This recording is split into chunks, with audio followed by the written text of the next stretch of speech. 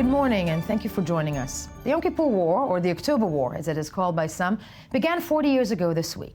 It was a war that forever changed the balance of power in the Middle East. It brought about the most enduring peace in the region and redefined its international policy. It is also a war that both Israel and Egypt think they won.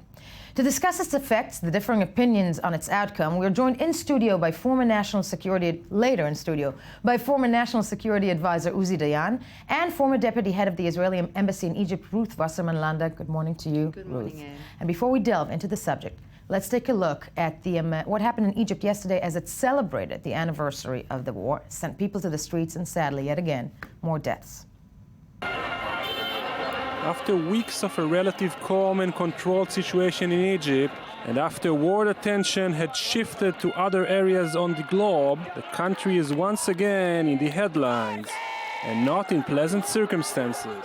On the 6th of October, democracy will return to the country, and the ballot box will come back, and everyone will get his vote back. Dozens of people died over the weekend at various protests around the nation. Muslim Brotherhood supporters are not taking their foot off the gas and planning to intensify the protests during today's Egyptian celebration to mark 40 years since the 1973 war.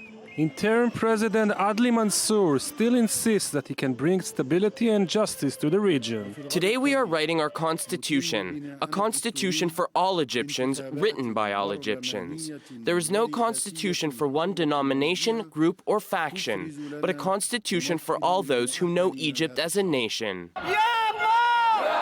Egypt is still divided between Brotherhood supporters who claim that their leadership was stolen, non-secular, who desire change, and other forces in this complicated equation. Though some progress has been made, the road for stability in Egypt is still not in sight.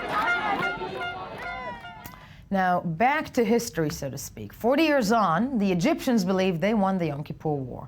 I recently interviewed Egyptian Foreign Minister Nabil Fahmy in Egypt, who explained why he believes his country won the war. Let's take a look. People may argue who won the war and who didn't. Wars are not meant to be baseball games or basketball games where you have an actual scorecard and a boundary. It's what's the achievement? The achievement was to move the political situation. On that basis, I have no doubt in my mind that Egypt won the war because it created a different development and it allowed for the negotiations thereafter. It allowed for it because we were then taken seriously, and it allowed for it because it gave us the confidence to negotiate. Former Security Advisor Uzi Dayan, first question to you. Egyptians claim they won the war. The upper echelon, the intellectuals in Egypt would say that it's because it allowed for negotiations.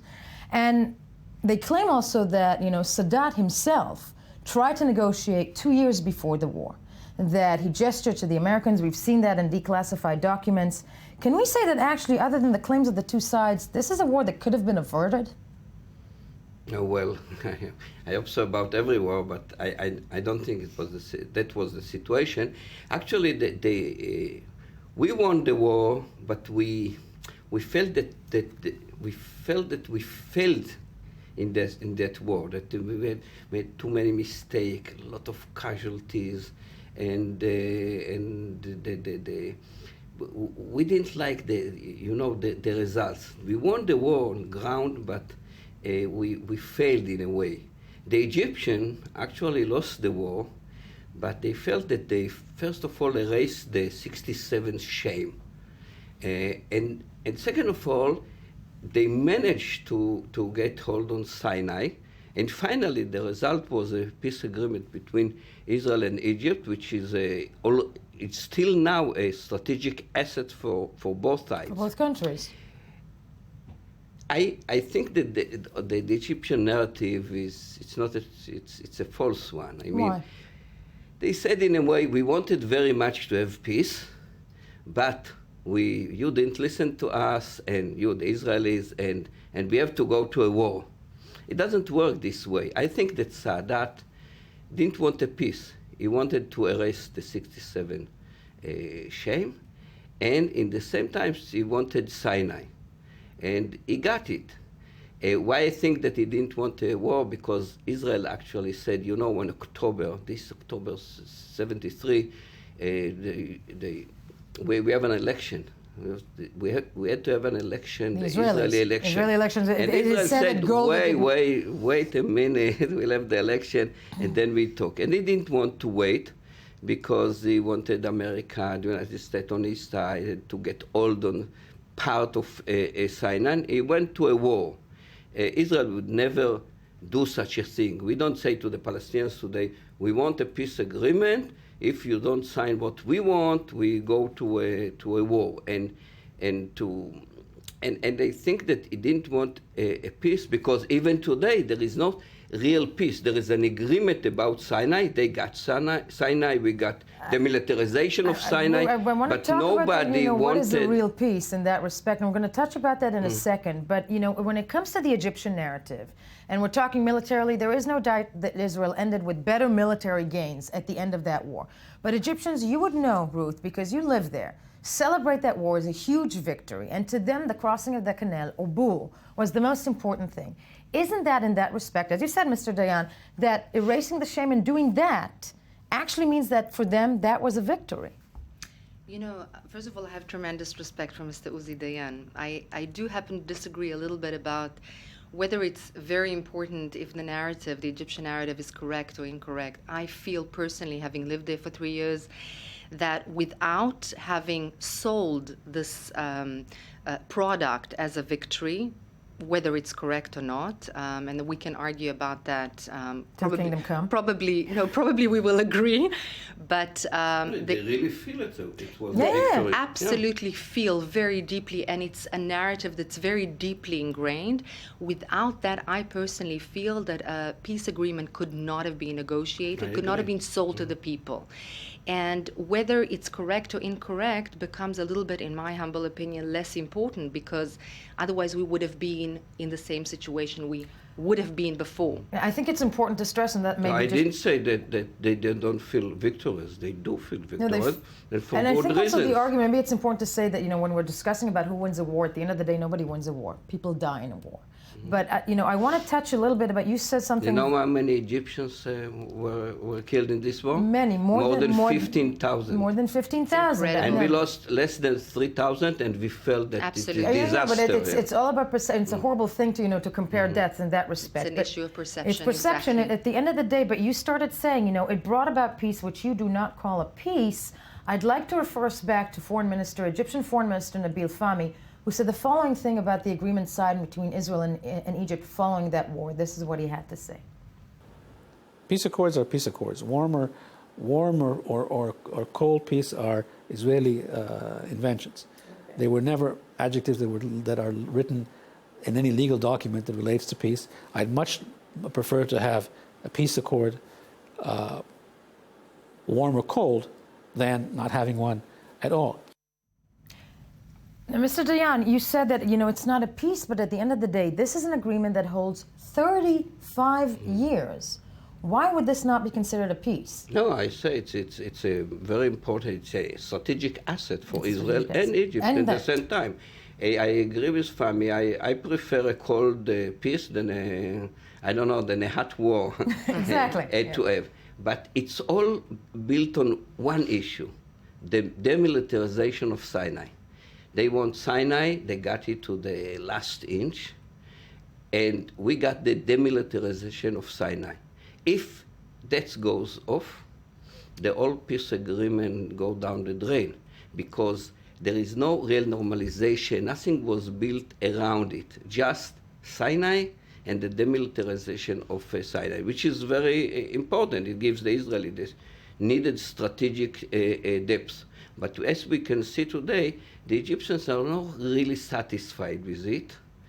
They feel that they have victories, but they don't feel that they got Sinai. They don't think that they have really jurisdiction and that they got Sinai. And I've read very much that the Muslim brothers, that thanks God are not in power now, would have tried to change it. So it's a kind of a peace agreement.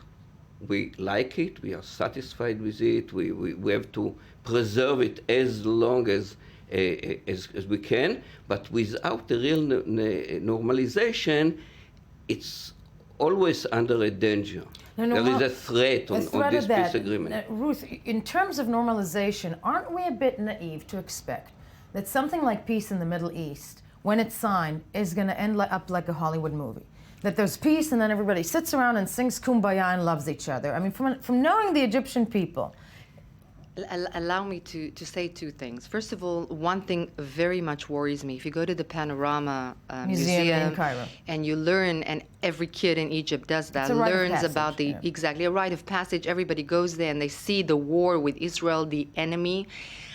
Everything is fine. They want to sell the narrative that they won the war in order to be able to live. I've been there. The only thing you see in the panorama that is important to mention is the first six hours of the war. Exactly, which is fine. That's how they want to sell the narrative. That's fine. I can live with that as an Israeli. What is very difficult for me to stomach is that at no point in the panorama exhibition does the word peace enter into the scene. And the kid goes out of that museum deeply understanding, inherently understanding that the enemy was defeated, and that is that. And why do I say that? Because the inherent understanding of an Egyptian on the street, apart from the lack of normalization, is an inherent disengagement in cognition, a deep misunderstanding of the fact that Israel is no longer an enemy. And that is the general feeling on the street. Why am I saying that? Because on the right, on the side of that, I like to mention that even the Muslim Brothers forwarded cooperation on the economic level. And there is... The strategic peace maintained under their regime. I mean, I think it's important to mention. Not only the Sinai, not only the security issues, but also economic cooperation, even more so than in the Mubarak era. In other words, what I'm saying is the current regime has a way, has a corridor via which to walk towards normalizing relations with Israel without us being naive, hoping for, kids sitting together singing Kumbaya, but rather cooperating on the level of common interests other than only on security issues. And that is very important. It's very important, Mr. Diani, I'll ask you this, because what you're saying, I posed this to Nabil Fahmy, to the foreign minister, and he said, you have to understand, Egypt is a 7,000-year-old country. We see ourselves as part of the Arab world. We cannot, it was hard for Sadat to sell this peace to his people. And maybe we're all right. He had to have some sort of a military play to say, okay, I'm victorious, now let's do this. But they cannot separate themselves from the Arab world. In that respect, that's the Israeli-Palestinian conflict. Can we really expect from them to just, do the Kumbaya thing with us, be, that loving to Israel, as long as that, conflict is not resolved? We can hope. And no, we want to enforce peace, relation or warmer peace with Egypt. Yeah. But let me say one thing. I agree with everything that was said here. But I love that we're all agreeing. We have about 40 years. This is usually, you say I agree with everything, but. But, okay, yes. We are now 40 years after this bloody war. So it's about time to make a better peace. Right now, the Middle East is in a different situation. There is this actually historic revolution in the Middle East. And one can ask himself a very simple question. After 40 years, what about the Israeli citizen and the Egyptian citizen? Who is better off? So what I think that it was a bloody war. We didn't like the way we performed it. We derived, I think, the right lessons, and the Israeli citizen is in a much better situation. So what I'm saying is that making peace is important, if you ask me, to the Egyptian citizen, to the people who went to Tahrir Square with a huge, Wouldn't you say also that the second revolution was only possible because of that war? I mean, the Egyptian people, and I'm asking you that as well, Ruth, went out to the streets in June, this last June, brought down the Muslim Brotherhood with the assistance of the military at the end of the day. They couldn't have done that without the military being so powerful and so believed in if it wasn't for that war. You're right, but Israel derived not only the national security lessons from this war, but also what should be done in the Israeli society, better democracy, and better welfare of the Israeli citizen. I think that Egypt is about time to make maybe this take them move. time. Real quick, you wanted to say, we have I about think 30 it's seconds. very important to understand that the Egyptian citizen doesn't perceive Israel as having helped the Egyptian army to be strong, and that's where the Egyptian army can do something today. Right. And forward cooperation on a level that is an interest-based level, not only security-wise, but economically in that with respect. Israel. We can only hope. Uzi Dayan, Rutham Wasserman Landa, still 35 years of an agreement. I'll take that. When we come back, a photo exhibition that tells the story of the war and the scar it left on its soldiers. But first, let's go back to the morning headlines.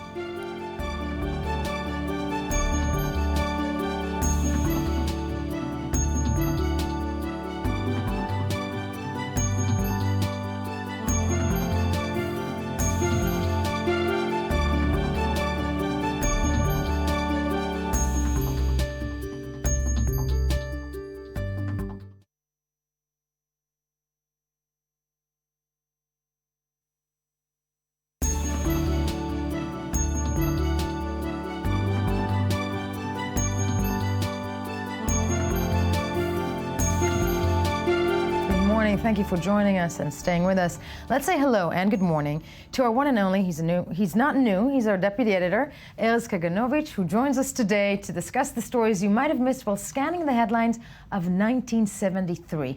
Erez, you're going to take us back in time to how the media, both Israeli and Egyptian, covered the Yom Kippur War, correct? Of course. First of all, good morning, 40 years later. Yeah. And it's not the same media world. It's not, you didn't have Facebook, you didn't have Twitter.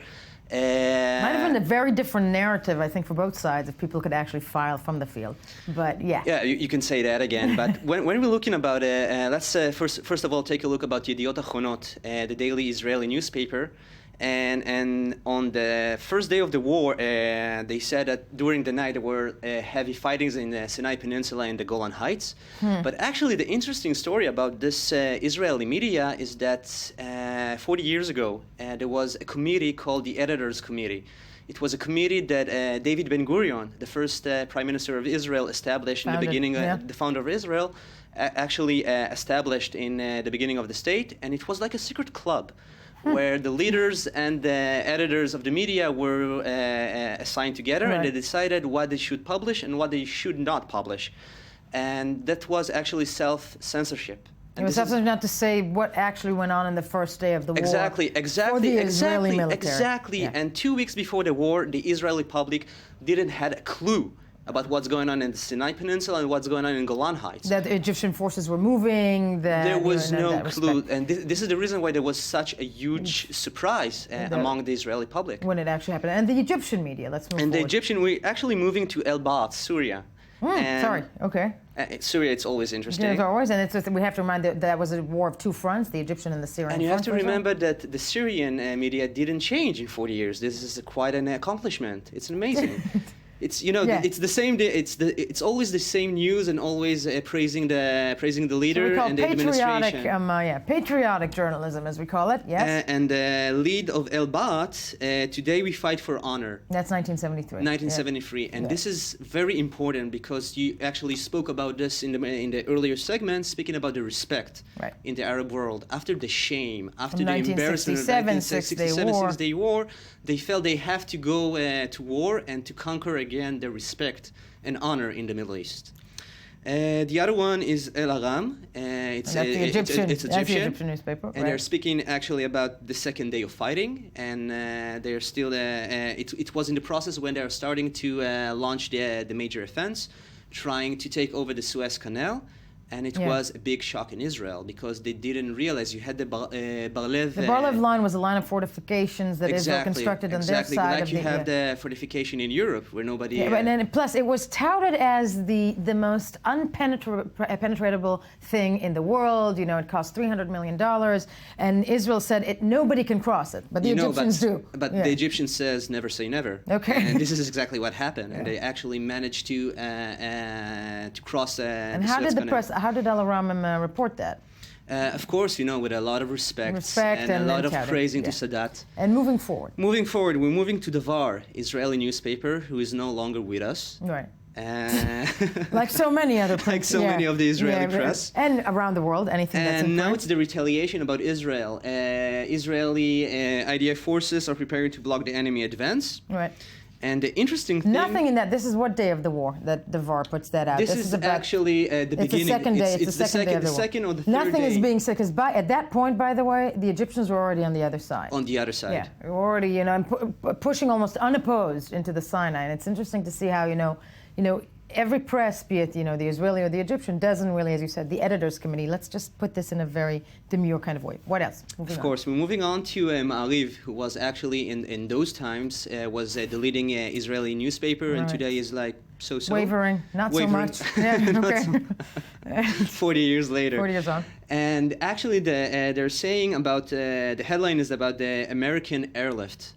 And there's a lot of stories about Golda, the Israeli prime minister, sitting in her cabinet office and giving a call to Nixon and Kissinger, please help us and save us, because the Israeli IDF forces didn't have all the equipment It's they needed. also the pictures that we saw, it's the front page, it's Ma'ariv, right? As you said, it's leading. This is a picture not just for the Israeli public. I think, there's a show of the U.S. is coming to help Israel. Coming for the rescue. Here's all the stuff they're bringing. Yeah. Okay.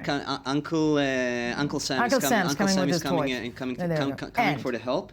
And you have Haaretz, IDF encircle 20,000 Egyptian soldiers and 200 tanks. What day is this in the war? This is, I think, approximately 24, 25 of October. This is the big switch. This is after the big switch, right? Where actually Israeli forces besieged the Third Army. Right. And this is where the Israeli forces was already in Africa. In Africa, because they recrossed the canal. Recrossed the canal. They went, and they're almost 100 kilometers from Cairo. There were exactly 101 kilometers from Cairo. And the last one that you have for us is? The last one is from Haaretz, also leading newspaper, still in existence? Still in existence. Yes. And it's saying government should resign. Wow. And this is a thing you wouldn't even conceive at that time, 40 years ago. Because the media was... When is this published? This was in the end of the war, when Israelis soldiers came back from the front line, came back to Israel. And even though Israel gains militarily more than the Egyptians at the end, and an Israeli newspaper comes out with that, that's fascinating to see how that headline changes completely throughout the war. No, it was a change like this. Like that. Because it was from being naive and being... being questionable, or one can argue, doing your journalistic job. And this is the big thing about the change about the media in Israel. That war from that war and after that war. Erez Kaganovich, thank you so much for joining us and taking me back in time. Thank you.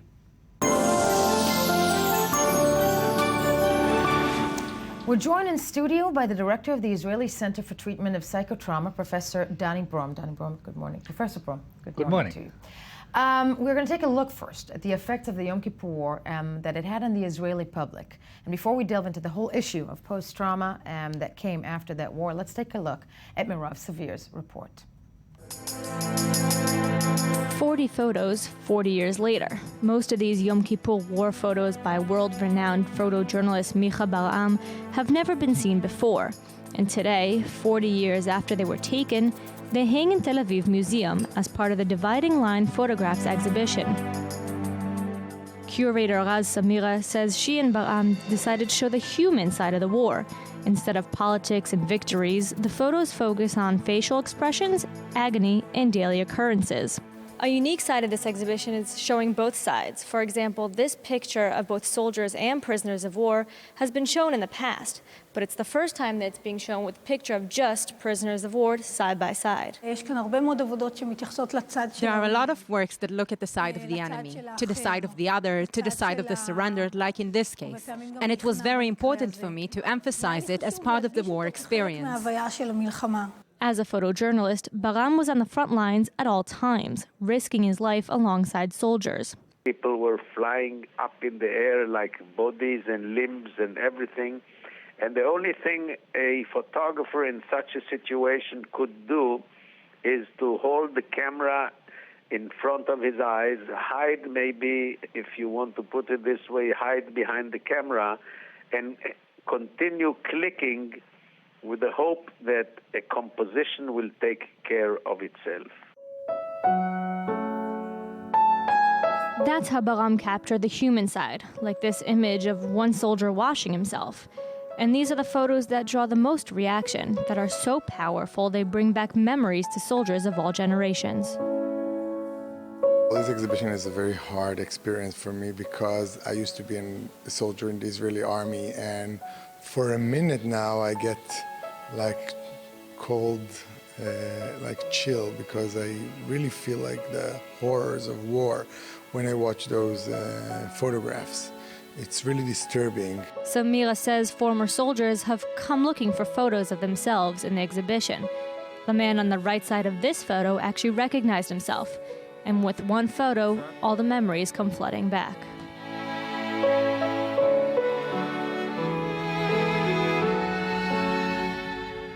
Now, Professor Brom, as we saw in this exhibition, it's the human side, it's the soldiers in the field, and those human little moments that stop people in front of those pictures.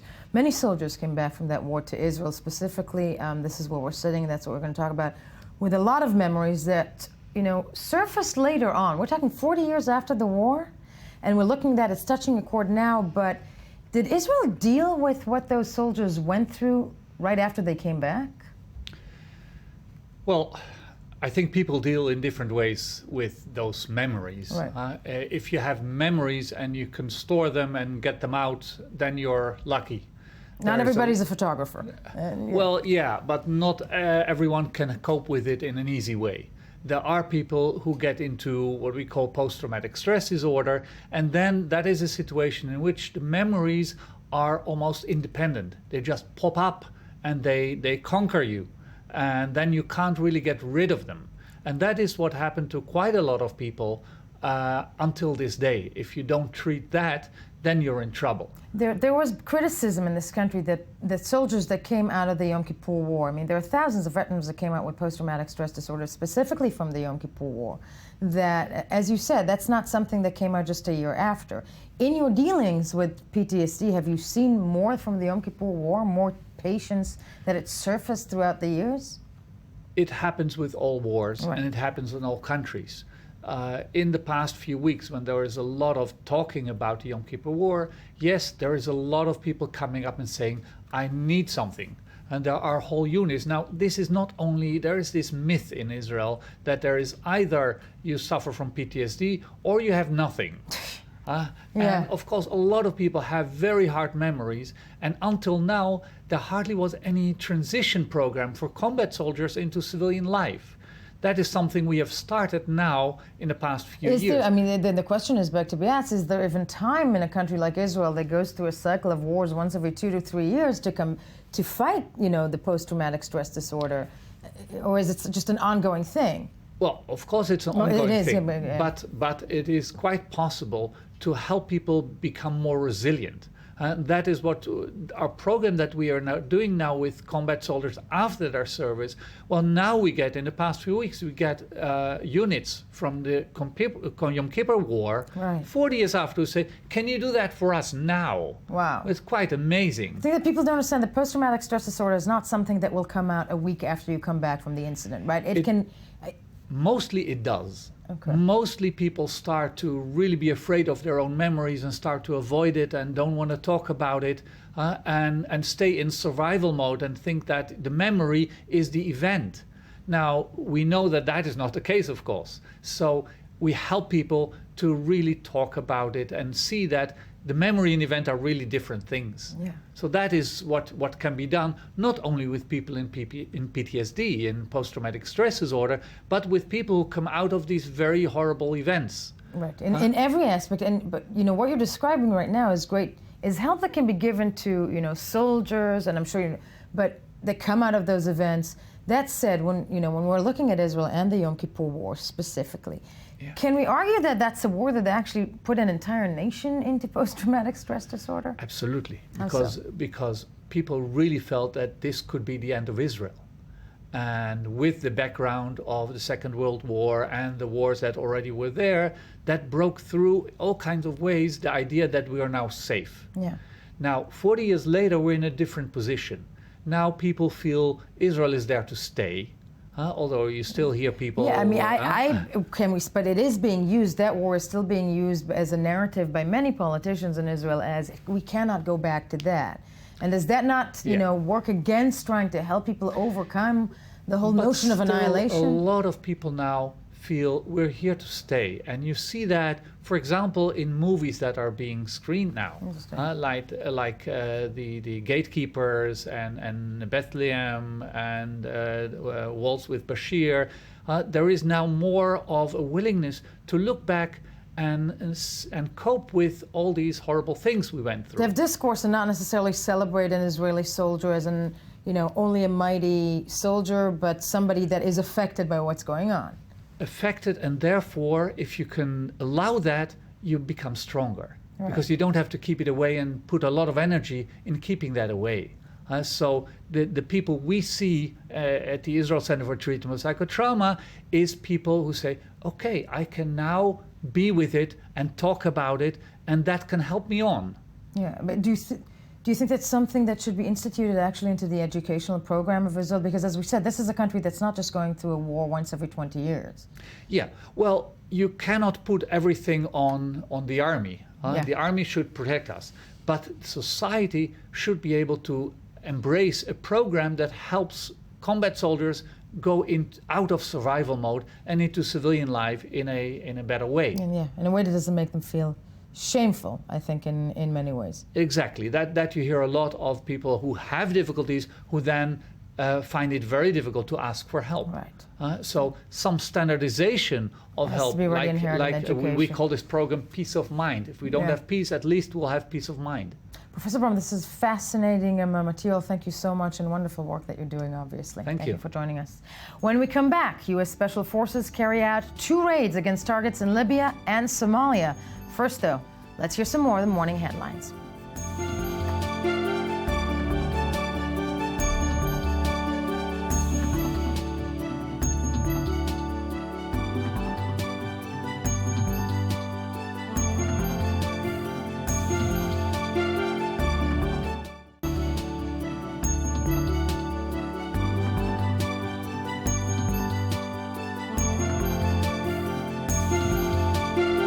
Welcome back. It is still Monday, October 7th, 2013. It's only Monday. This is still the morning edition. I am still Yael Lavie. And moving to our next topic. In the United States, the government shutdown enters its 6th day as Republicans and Democrats are still locked in disagreement over the budget. Joining us over the phone is I-24 News Washington, D.C. correspondent Steve Katz. Steve, good morning to you, or good night. Good morning, Yael. How are you? I'm good. How are you? I mean, the government shutdown in the U.S., apparently Chuck Hagel is not really following it, is he? What's going on there with that?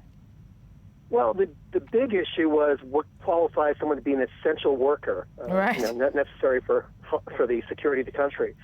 So over the past several days, the Defense Secretary, Chuck Hagel, decided that of the 800,000 Defense Department employees that have been furloughed, about 300,000 of them fit the definition of essential, and he's calling them back today. So about a little more than a third are going to be coming back today with pay. When they receive the pay is another question. Now, what, is this some sort of a muscle flex on the part of the Democrats trying to show the Republicans they can't enforce the shutdown? Or am I theorizing? Well, I mean, it's actually a little bit of both, Yael. Both parties, you would think by now, would have come to some type of understanding, and if anything, they seem more entrenched to hold their own. Democrats are not going to budge whatsoever when it comes to anything other than a clean bill. As you may recall, for your viewers, the Republicans want a continuing resolution, but they also want to limit Obamacare any way they can. So how long? Then how long can this thing go on? I think that's a big question for all us, small minions around the world. Well, the debt ceiling issue is going to be coming up in 10 days, and that's going to be the big one. It looks like it very, very possibly might go all the way up until that point. Wow. And there seems little reason to be optimistic at this point that it won't, or I should say that it will be improved before then. both sides are just refusing to give in whatsoever. Although they are, I should point out behind the scenes, Yael, they are actually having conversations. They're not just being publicly announced, but they are talking behind the scenes. Fascinating. Steve Katz from Washington, D.C., I-24 News correspondent. We'll keep following this for us. Thank you so much. Go to sleep. On to our next topic. U.S. Special Forces strike in Libya and Somalia, executing 2 quick raids against top Islamic militants. The force operating in Libya managed to capture Abu Anas al-Libi, concluding a 15-year manhunt against the al-Qaeda leader. In Somalia, a Navy SEAL team carried out a raid against a terrorist leader affiliated with al-Shabaab. That's the organization that carried out the Westgate Mall massacre in Kenya last month. We're joined by Dr. Asaf Mugaddam of the Interdisciplinary Center in Herzliya. Asaf, good morning to you. Good morning. Okay, the United States goes out in Libya and just, carries out a raid. First of all, what is behind this, and what does it show to the people of Libya?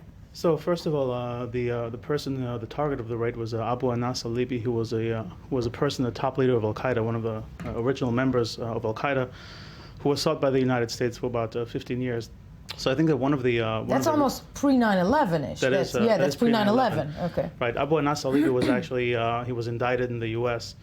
For his role in helping to organize the attacks against the U.S. embassy bombings in Kenya and Tanzania in August of 1998. So the Americans have been looking for him for quite a while, and they most likely have found a target of opportunity, meaning they've amassed enough intelligence to be able to act upon that and snatch him at this moment in time. There are reports that they're holding him now on a Navy vessel, a U.S. Navy vessel in the middle of the ocean.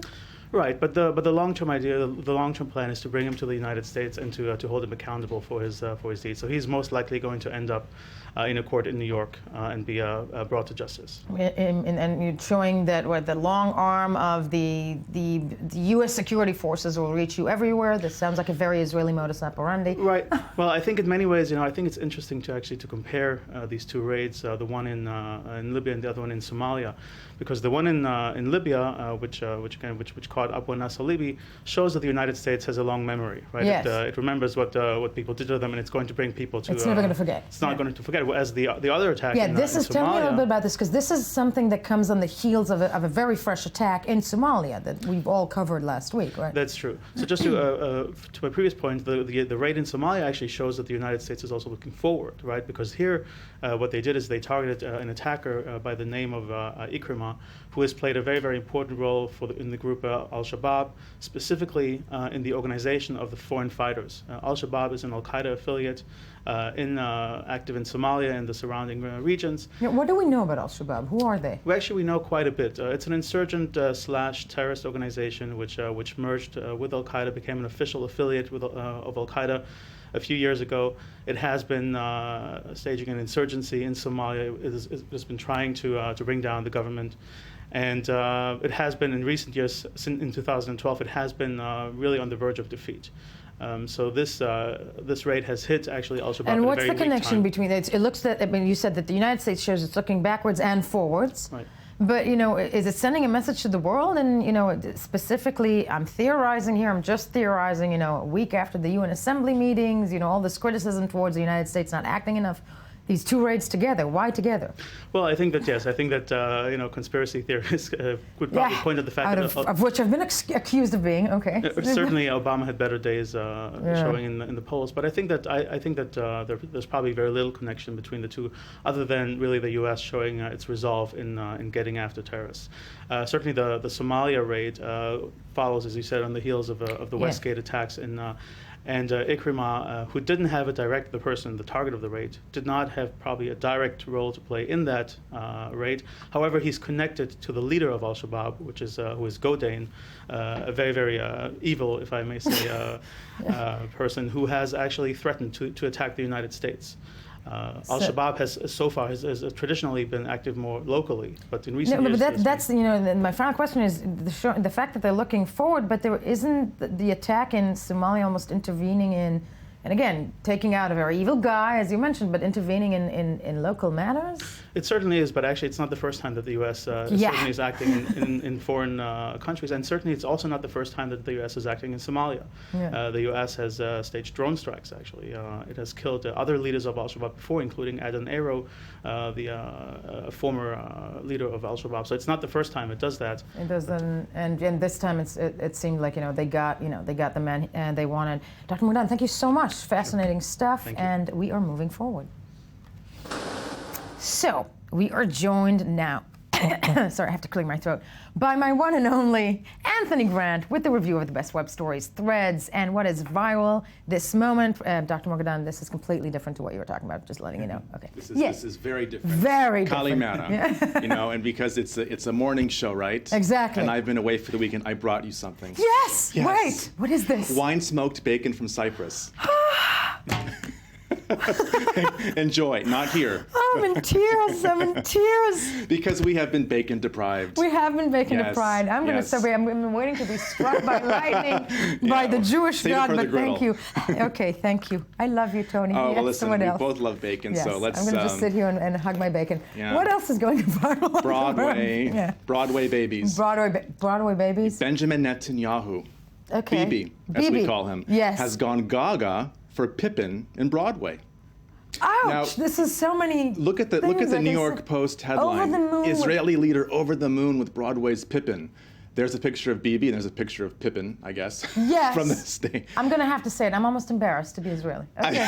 Now, Pippin is I think it's a revival because this was a show from the 70s. Bob Fosse choreography. Bob Fosse did the first thing. Not that I would know because I wasn't alive in the 70s. Actually, neither was I, but I think I saw it as a kid. Okay. I didn't understand it then, and I don't understand it now. But apparently Bibi does. Apparently Bibi does, and it's a fabulous show. He was over the moon. He wanted to meet the actors, but there was a security issue, so he couldn't. So they brought them to him. And I'm just happy to see a headline with the word Bibi that doesn't have the word Iran in it. Yeah, Bibi and Broadway. Bibi and Broadway. Bibi does Broadway. Actually, Bibi does Broadway. That's a great name also for a show. Bibi's Broadway. Yeah. It's not it's not summer anymore, but we can pretend that it is. Exactly. Thank you. What else? I'm holding my bacon. The Ministry of Gossip has some disturbing news.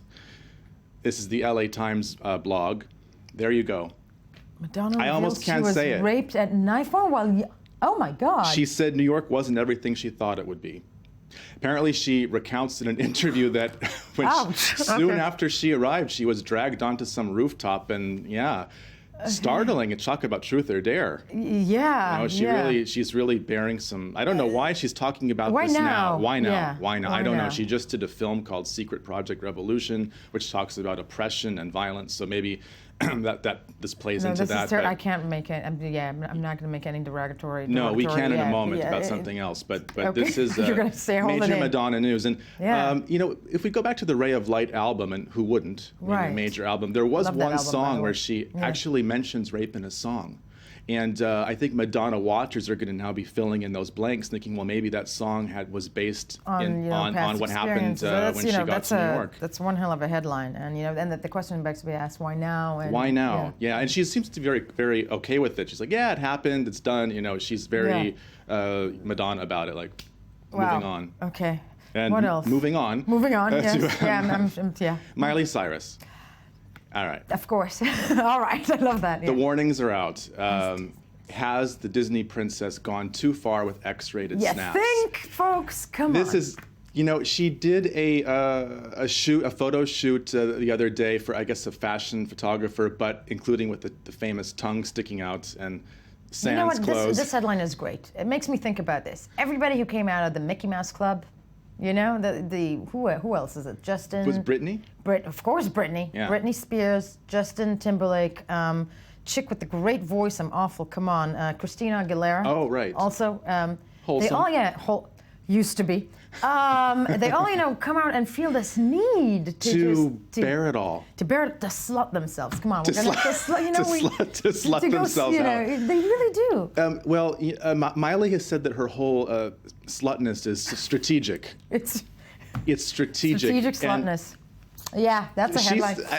I'm ad-libbing a little bit, but she says that everything that she's doing is intentional and on purpose, but I think we do draw the line at the use of illicit substances which apparently she has alluded to. It makes me think, what is the name? My God, I'm so bad on pop culture. Lindsay. Was she Lindsay. a Mickey Mouse Clubber? Who knows? I mean, I think she was, but she's done rehab so many times that she could teach Betty Ford a lesson. But she's actually doing okay. Okay, well, moving on from the Miley slutness Let's thingy. make it cerebral. Please. Yeah, theatlantic.com. Okay.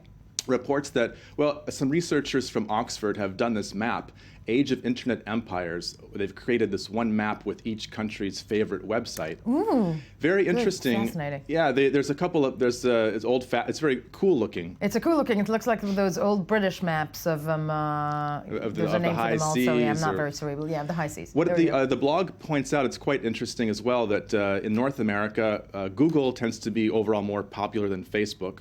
In North Africa, which includes Israel in this category, Facebook beats out Google. But if you look really closely, and I don't think you can see it there, but there's a tiny, tiny pink spot, which is bam smack over Ramallah.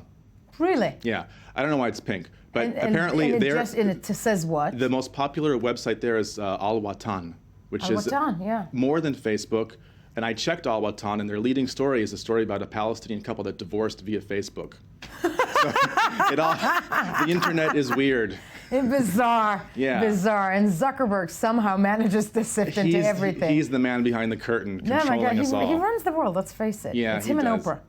Yeah. It's him and Oprah in many ways. Zuckerberg plus Oprah divided by Miley Cyrus equals who? Oh my! I'm just looking at my bacon and calming myself down. Okay. Lady Gaga. Yes. And what else? Hello. Hello. Our favorite Hello upscale magazine. gossip. Upscale gossip. And I love because gossip in a British accent always is going to sound much more intellectual. Hello. Yes. Hello. Okay. Well, they revealed this juicy tidbit. Halle Berry and Oliver Martinez, the French hottie actor. Oh, yeah. Aren't they a couple? They are, and they've had a baby boy. How old is she? How old is she? She, I believe, is 47. Amen. Okay. Yeah, and he is 4. God. Don't knock women who are married to young men. Not at all, but interestingly enough, the article does summon the memory of, very alive with us, thank God, Kylie Minogue, who, as we know, was going out with... She was with him. Yeah. She had breast cancer. Afterwards, he left her. Pig. French. Yeah. I'm sure it went well. That came together. Yeah. Say that. So we wish them all the best. The baby boy's name has not been revealed yet, but it's probably not Kylie. They're happy. Kylie has a new album out, so that's exciting. Okay. And so that's the upscale gossip moment. Okay, upscale gossip moment. Let's get to our bacon. Yeah. No, wait. Anything else? There must be something else. There's always something, but we can go back to BB on Broadway. But I'm going to be on a loop. Okay, then wait. I'm gonna display my bacon lovely like this here. I'm gonna get so much hate mail about this. Actually, we should add that Cyprus, as a country with very good relations with Israel, it's geographically close. It's where Aphrodite, the goddess of love, was born. But the question is this exported? And no, it's not. No, I smuggled it in through Ben Gurion Customs. This is my personal bacon. With that respect, I have to say this shows love, Tony. It really does show love. Well, bacon binds us all. It does. I'm sorry. Kosher or not, Kosher or not. We can make it kosher. We can take it to a local facility. Dude, I'm going to hell. I'm going to hell, but I'm going to go to hell happy. Thank you so much for that. Yeah, toda rabba. Tony, thank you for joining me. When we get back, an update about the Greenpeace activists and protests in favor of them around the world. But first, as always, let's hear some more of the morning headlines.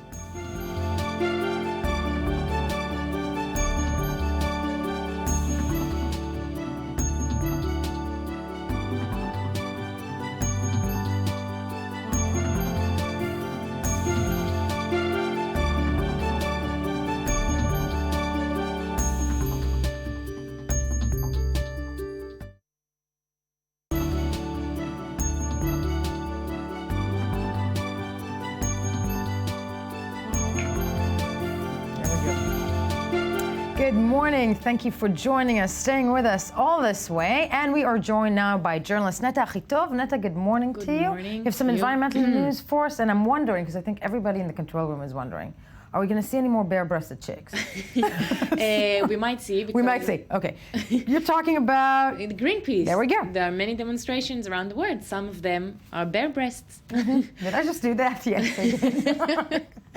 Yeah, that's like, yeah. And what?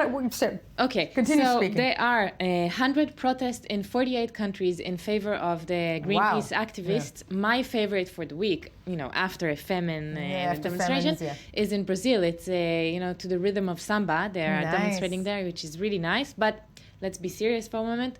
The update is that there is no update. There still might be charged with the piracy, which is, ridiculous. Which is ridiculous, and it will hold a punishment of 15 years in jail. 15 years, for scaling a ship, basically. Yeah. The only update is that the Netherlands came to Russia and to the Russian embassy and said the ship that the Greenpeace ship was Dutch. So he said, this is a Dutch ship. You're not allowed to take it. You're not allowed to confiscate whatever is on it. There are 2 Dutch people among the activists that have been arrested. So, So those people that have been arrested, Dutch activists, are they the ones facing, I'm just trying to figure out, they're the ones facing that long There are prison? 30 activists that has been arrested, 28 activists actually, and 2 journalists. They are from 18 different countries, Brazil, Argentina, Britain, the Netherlands. All of them facing those charges? Yes, they might face it. They haven't pressed charges yet, but this is what they've been talking about. But this become a real diplomacy crisis. Now, the Netherlands, Britain also has a lot of criticism against Russia. And the Russians, on their side, they just released an announcement. Well, you were trying to embark on our ship. This is, our right. We have more questions to you than you have to us. This is what he said. The only positive thing is that Putin announced that he knows that they're not pirates. Okay, so that's hinting that possibly that it might be the piracy charge will not. Yes. Yeah, my God. And among the protesters, among the demonstrators around the world, Jude Law is one of them. He knows personally. Jude Law was not on the. But he knows one of them that was there personally through the school of his kids, and he was protesting, and many other celebrities. Might help to have a Hollywood star on your part. This is really in nice. That respect. Yeah. Okay. So what this else? is the update. But this is really the hottest topic of the month, and environment hasn't been so exciting. No, seriously, it's so exciting since women took off their shirts on boats around the world. Yes. And this is actually a thing for Ziv, maybe. Yes. We are in a B-grade sci-fi movie that is called Reality. A swarm of jellyfish has clogged the pipes of a nuclear plant, and it had to be shut down for a couple of hours. I think conspiracy theorists around the world, sci-fi geeks, and Ziv Pitaro. This is the biggest. All part of the thing. And they probably came from Area 51, launched from bacteria from outer space. Everything is connected. And they are going to become zombies in a second and to eat people. So all these jellyfish, who I find always quite terrifying. So I have to say. This is the biggest plant in Sweden, and it gives 10% of Sweden's electricity. Wow. And usually nuclear plants are next to a water source. So this time it's the sea, and the jellyfish. It's a risk. Wait, did the jellyfish? But they brought the plant's work down. They stopped it. They clogged the pipes that cools down the water there. Oh my God, this could be a complete, this can solve the Iranian-Israeli crisis. Exactly. Let's bring, you are so think right. about it. We need Israeli jellyfish. And we have a lot of them. To Iran. And there we go, and clog everything down. That's a great... We've solved it, people. Yes. You don't it's know, done. You don't Let's know go to Netanyahu. As we speak. There's a unit of jellyfish with little uniform. Okay. So this has happened before, but this is... I call you to order. Okay, yes. We're back with you. Jellyfish Sweden. Listening. Yeah. Anyway, it happened before. This time, it's the first time they had to shut down, actually. Because of jellyfish? Yeah. Guys, isn't this like the most exciting thing that ever happened in Sweden? Yes, Not in recent years, ever. Yeah. Okay, fine. And you know what? I think, Khomeini, these little bugs, they say that we would, Iran brought them to Israel, so let's bring Israeli jellyfish and everything Iran. is solved. My God, I love this. Yes. Amazing. Moving on. One beautiful thing about environment is that it could be really, really creative. And this project is really creative and exciting. In Ghana, there is no electricity in many, many places, and mostly in schools, and they are very poor, and not to talk about merry-go-rounds or playgrounds. So this guy invented a merry-go-round, as you can see, that actually charges batteries. As it moves around. Yeah, as it moves around. He says that healthy 8 to 12 years old kids can generate up to 150 watts per hour. Wow. What happens is that there are battery packs underneath the merry-go-rounds, and they are being charged while the kids are playing on them. It's almost like what it's the concept behind the electric car, isn't it? Yeah, exactly. So it's being charged for 50 hours per charge, and then the kids get this LED lanterns that you see here, and they can take them home actually to make homework with them. And there are only 50 lanterns for each school, and there are 300 kids in school, so they go in groups of 6 and they study together. So this is also to encourage them to study in groups. Education, and they get to play. And another really beautiful thing about it is that girls in those places not always go to school. Like many girls stay at home and help. And if the girl comes to school, then she becomes the lantern leader, and she can take the so lantern that's trying home. to also encourage girls to come in. Yeah, so who you came up get with this idea? everything. Yeah, who came up with this idea? It's a guy that used to be the CEO of Exxon, and he retired and moved to Ghana and decided to do something good for the world. Yeah, really amazing. People, you want to go? Child slavery is awesome. Oh my God! Oh my God! Think about all the amazing things we can do with kids. Shortly, with some very derogatory remarks. Playground, whatever we'll do. Playground, we'll do playground, and generate electricity, and we can make them, play around and create. We're moving dolls back to Netta, you freak. We'll be back to you in a second. What else? It's interesting because he said that he always heard that kids have a lot of energy, a lot of energy, and then utilize this energy. Eureka moment. There you go. Yeah, people with good creative ideas. Yes. Okay, what else? And we are staying with electric stuff, this time cars in Chile.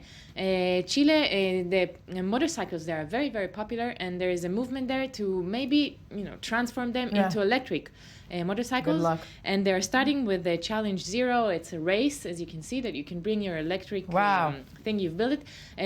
Each car has been designed by a group of designers, some of them from universities or research institutions, and then it's great publicity for trying to institute it's very great publicity. The races are happening all over Chile, and they're trying to make this electricity cars also in urban places, but also in agriculture, mining. Those small cars in the mining. They can get into small places. Fascinating. Yep. So good luck with that. The final one. And finally, we're going to the U.S. where everything is shut down. Oh, yes. You've probably talked about it all it's fine. morning and the past 6 days. So another effect of it is that all the parks and the national reserves are closed. So 401 national parks are closed. Wow. Golden Gate Recreation, Grand Canyon, Yellowstone, you name it. All the employees are at home. And that's a huge loss of money. This is insanity. $30 million a day in total. Yeah. And they say that 700,000 visitors are not able to go come in or generate more money. Yes. Fascinating is why this still continues. Yeah. Netta, thank you so much. And of course, we are joined now by, with the best geek headlines from around the world. Author, game designer, X-Wing pilot. Yes. X-Wing pilot? Children in slavery. And children in slavery. I'm not saying it's a good thing, but I'm saying if you have children and enslave them, you can use them. You have a 1-year-old, a 2-year-old? Yes. And you can use them. I'm calling now I know exactly what to do with her. I didn't know for 7 years. I know. Yes. And she's probably at home writing code on the computer. She has a tablet. She doesn't. Okay. Now show me your jellyfish. Come on. Okay, so first of all, I just want to say about the shutdown because we're going to talk about the shutdown in space news. The whole thing. Oh, right, NASA's shut down. Yes. Even their website, by the way, they shut down the website. Basically, what do you do at night? You don't have nothing, just porn. Now, basically, they didn't have to shut the website because you don't have to do anything. It's just there. But they did it to use it as leverage, as part of the whole thing. But two things that related to space. One of them is that NASA MAVEN project, which is a satellite that is going to be launched on November 18th, and it's going to survey Mars. It's going to survey the atmosphere, and it's going to relay information from the two rovers that are there.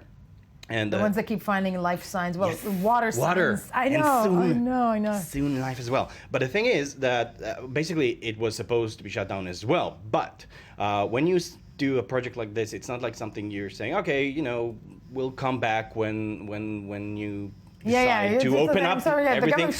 There's the whole cycle, and there's the 11 years cycle of the sun. This is the perfect timing to send this satellite, and because of the situation, they were granted release from the shutdown. From the shutdown, they can do that. Yes, and they're I think going the to. question we asked there, that we had in the former segment is: are the people who are going to launch MAVEN be paid for doing that? Yes. The whole thing, the whole project, people within it are going to be compensated for their work. Doing that. And this is brilliant because it says to us that some.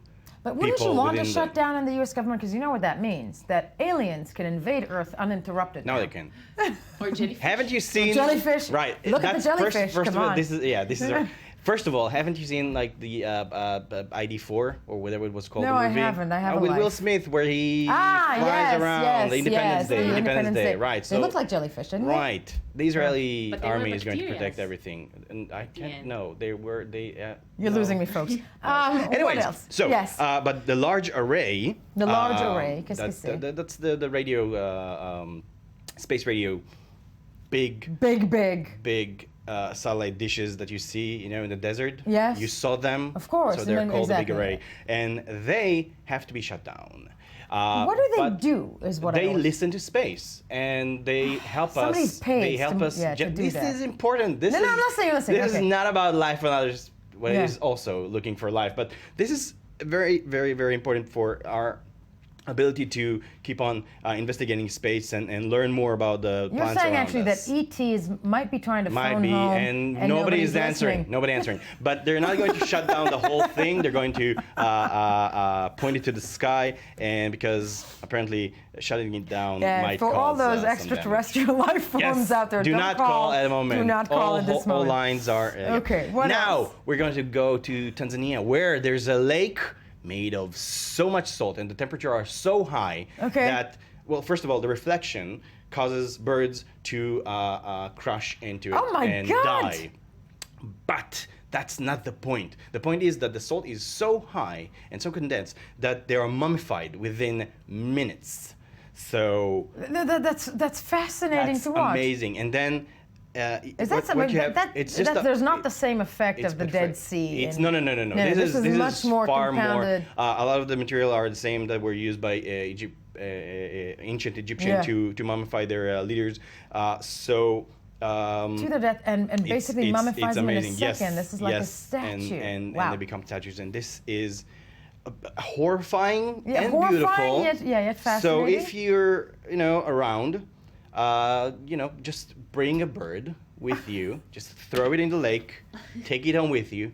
Or a child. If you don't need a child, you can use that as well. But we now know between my fetish for bacon this morning and your agenda, yes. well, but now we don't have to mummify children because we know children are used as chargers. We can use as chargers. Great, Ziv. So what else? That also reminds me, by the way, of the Matrix, because eventually they made us into batteries. Remember? Right. Remember. Of course I remember. I saw the Matrix. Okay, come on. so that's it. This is how it starts. This is it. Oh, children, they can run around and make charges. How about what else? What place else? them somewhere and generate energy from them? And I'm just saying, this is the end. This is the end. Bye. No, the jellyfish signified, but what else? Right. Yes, last, I think. Okay. I can't remember now. Last is The Simpsons, right? You don't have anything? No, the squid. The squid. I still have the squid. This is jellyfish and I wanted to say and then jellyfish and then what about the squid? So focus. Apart from the jellyfish that is attacking the nuclear plant, I'm looking at Simpsons there's a right huge now. They went to the Simpsons, so let's pass the squid, whatever the squid. The Simpsons, Guillermo del Toro, the amazing Guillermo del Toro made the Treehouse of Horror, the special. We have to remind people, slow down for a second, that Halloween is upon us. Yes. It's that very bizarre American holiday. For the past 100 years, Simpsons, for each year, Simpsons made a special episode. They're not 100 years. It's 20. No. Forever. It feels like they do a special episode for Halloween with all kind of aliens and creepy stuff. And Guillermo del Toro directed the sequence, the opening sequence. Now, the brilliant thing is that he made the sequence with tons of references for what? Tons of movies, horror movies, science fiction movies, monsters. many of his own creations, like there's a Labyrinth. scene from that's Matrix. So you got Stephen King, you got The Shining, The Birds. Yeah, nice. Wait, let me see. This is Hellboy. Hellboy. Which is also in here. Pan's Labyrinth, which is Pan's brilliant. Labyrinth was so there's tons of things, and someone just set. And isn't there also a rumor that somebody's going to get killed real quick? That's like a very famous. But in real life, No, in that. So sadly, Ziv, you know, this is all we have time for. Oh my God, jellyfish are coming to attack us. Go watch it. That's it for this morning. Visit us on the web, Facebook, I24 News. Watch us tomorrow morning. Start your day with us every single day. Thank you.